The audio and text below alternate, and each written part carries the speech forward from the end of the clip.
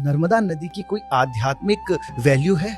जैसे गंगा जी का महत्व है, वही महत्व या उससे ज्यादा कहें नर्मदा मैया का है। रेवे तद दर्शनात् मुक्ति। नर्मदा मैया में स्नान करने की जरूरत नहीं है, आप सिर्फ दर्शन करें और मुक्त हो जाएंगे। नर्मदा के तट पे जो कंकड़ हैं, उन कंकड़ों को शंकर कहा जाता है। और ऐसा क्यों? एक बार नर्मदा मैया ने तपस्या की, और जब तपस्या की तो भगवान भोलेनाथ प्रकट हुए। तो नर्मदा मैया ने कहा कि मैं चाहती हूँ कि जो महत्व गंगा जी का है वो महत्व मेरा भी हो।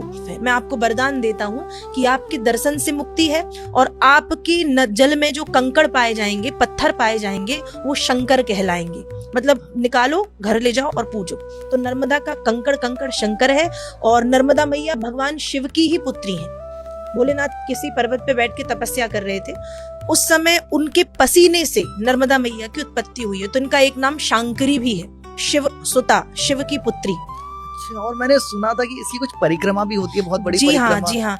भारत में नर्मदा मैया ही एकमात्र ऐसी नदी है, न गंगा, न यमुना, न सरस्वती, गोदावरी, कावेरी, इतनी बड़ी बड़ी पवित्र नदियां हैं, लेकिन नर्मदा मैया भारत की एकमात्र नदी है जिनकी परिक्रमा की जाती है।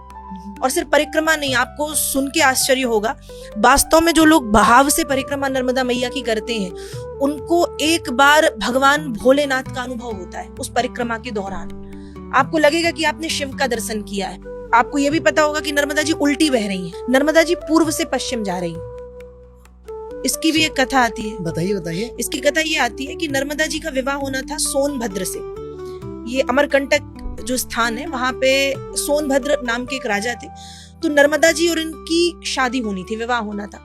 लेकिन सोनभद्र का जो मन है वो नर्मदा जी की एक सखी थी, या दासी कह दें, जोहिला, उनके ऊपर आकर्षित हुआ, और नर्मदा जी को ये बात पता चली। तो उस दिन से नर्मदा जी ने कुंवारी रहने का मन बनाया कि मैं कुंवारी रहूंगी, और उल्टी दिशा में नर्मदा जी वही है कि मैं मुड़ के नहीं देखूंगी। तो हर नदी बंगाल की खाड़ी में जाके गिरती है, नर्मदा जी खंबात की खाड़ी में जाके गिरती है। आज हम कोई काम जब शुरू करते हैं तो सबसे पहले नर्मदा मैया से ही शुरू करते। किसी का विवाह होगा तो नर्मदा जी को कार्ड जाएगा, किसी के यहाँ कोई कथा है, आयोजन है, तो नर्मदा मैया को कार्ड होगा, मुंडन है तो नर्मदा के तट पे हो जाते हैं, जनेऊ संस्कार है तो नर्मदा मैया के तट पे होते हैं।